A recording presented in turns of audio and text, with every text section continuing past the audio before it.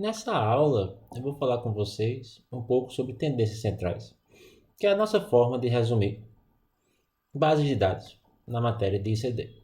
Lembrando que esse é o nosso primeiro vídeo do ensino emergencial remoto, que não é síncrono ou live, entende? E eu espero que ele também dê um pouco de noção de como vai ser as próximas videoaulas. Quando vocês baixarem o notebook dessa aula, e lembrem-se que vocês têm um notebook por aula, entende? E sempre é bom dar uma olhada neles, porque a gente não vai ter tanto tempo para falar de código aqui durante os slides, né? O notebook dessa aula em particular, ele foca com dados em que esses dados são músicas que entraram na Billboard, ou seja, as músicas mais populares nos Estados Unidos, entende? Eu acho que até 2018, foi quando eu baixei essa base de dados, né? E para cada coluna aqui, ou para cada linha, né? Para cada entrada na Billboard, entende? Eu sei quem foi o artista, eu sei qual foi o título da música, eu sei qual foi a duração da música em milissegundos, eu tenho algum tipo de ID do Spotify e eu tenho as letras da música aqui. E a forma que a Billboard funciona é que toda semana sai uma lista das músicas mais populares, entende? E essas músicas podem aparecer em mais de uma semana, então vai ter uma certa repetição aqui. Note que no mundo todo existe um universo gigantesco de músicas, entende? Tipo, e eu quero, usando essa base de dados, fazer alguma inferência sobre esse mundo das músicas, entende? E isso dá para vocês uma noção qual é a diferença entre amostra e população, entende? Tipo, eu não tenho como trabalhar com todas as músicas que existem no mundo, não. Mas essa coleta da Billboard, entende? Que existe de tamanho N gigantesco. Mas essa coleta da Billboard, de tamanho N menorzinho, é uma amostra. E um dos grandes problemas que a gente vai encarar durante a matéria inteira, entende? É que a gente não tem dados da população inteira. Isso não é impossível. Por exemplo, se eu quisesse fazer um estudo sobre os discentes da UFMG, eu conseguiria ir na Prograde, pedir esses dados, ia ter uma burocracia e teria esses dados, né? Mas eu quase nunca vou conseguir isso, né? Então, quase sempre a gente vai ter uma amostra. A gente sempre vai sofrer um pouco se essa amostra é boa ou não. E a gente vai explorar um pouco esses conceitos nas próximas aulas, né? Por enquanto, a gente vai começar um pouco mais simples, que é falando das tendências que existem nessas amostras. Um dos grandes problemas de estatística e de ciência de dados é justamente a gente parar para pensar o quanto a minha amostra ela é geral. Uma outra forma de falar isso é o quanto a minha amostra ela é representativa da população. Muitos dos problemas de estatística, ciência de dados e aprendizado de máquina fala sobre isso, entende? Fala sobre essa noção assim, será que eu tenho um conhecimento com uma base limitada que é boa o suficiente para representar o mundo, ou para prever o futuro, ou para prever novos elementos, né? Isso tem a ver com como a minha amostra é geral, ou como o meu modelo é geral, quando a gente falar em aprendizado de máquina. Entendeu? Então, eu espero que a aula de hoje dê um pouco do primeiro passo para chegar nessa resposta final. A gente, na verdade, não vai chegar na matéria, mas para explorar esse grande problema que vai se voltar na matéria em várias etapas. Então, se eu tenho o meu conjunto de dados, que são as músicas da Billboard, então X1 seria a primeira música, X2 a segunda. Eu removi as duplicadas, entende? A descrição mais óbvia seria eu simplesmente olhar para esses dados, entende?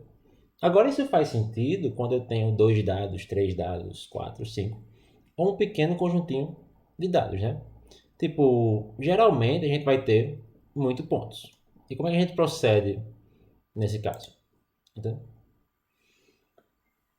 A dica que eu dou, lembrando da última aula de visualização, entende? É que você sempre deve visualizar os seus dados. Você sempre deve olhar para eles e ter uma noção do que está acontecendo nos seus dados, entende? Uma forma de fazer isso são os histogramas, que nós já falamos na matéria. A outra são as distribuições de probabilidade cumulativa, que eu vou começar a explicar aqui e vai voltar na próxima aula de um ponto de vista mais teórico.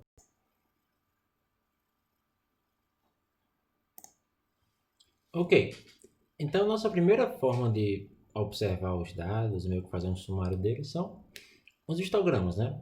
E se vocês lembram da última aula, um histograma nada mais é uma forma de contar o número de linhas ou de elementos, entradas da minha base, né, que estão dentro de uma faixa, entende? E para isso, a gente tem que definir o que nós chamamos de bins, entende? Se eu tenho um conjunto de dados, tipo esse aqui, entende? 188, 170, 189, 163, etc., eu quebro o intervalo do menor até o maior. Note que o menor é 163, então aqui está um pouco antes. Até o maior, que é 188, aqui está um pouco depois. 190. Em faixas de tamanho igual. Entendeu? Depois que eu faço isso, tudo que eu tenho que fazer é contar quantas vezes cada elemento cai dentro de uma faixa. Então, se 188 está nessa faixa, eu coloco um aqui, passo para frente. 170 nessa faixa aqui, passo para frente. E por aí vai, né? Até finalmente construir todo o meu histograma passando pelos elementos. Quando eu olho para o mundo das músicas, o histograma tem essa cara aqui. E o código para fazer ele está no notebook, que vocês podem observar. O que a gente consegue tirar desse histograma, né?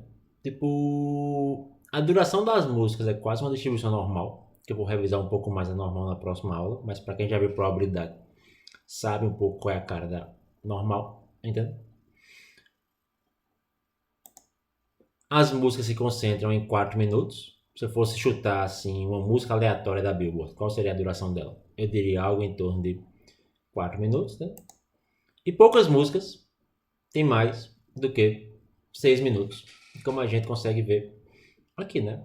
Então isso é a nossa primeira forma de sumarizar dados, que vai ser bem importante no futuro, porque nós vamos fazer uso de histogramas, por exemplo, para explorar até conceitos teóricos, tipo o teorema central do limite, que não é o assunto dessa aula, mas vai ser assunto de outras aulas, né?